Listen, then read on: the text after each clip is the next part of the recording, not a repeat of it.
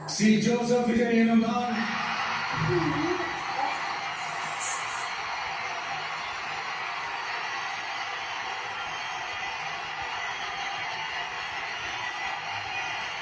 சட்டப்படி அமைக்கப்பெற்ற இந்திய அரசியல் அமைப்பின்பால் உண்மையான நம்பிக்கையும் மாறா பற்றும் கொண்டிருப்பேன் என்றும்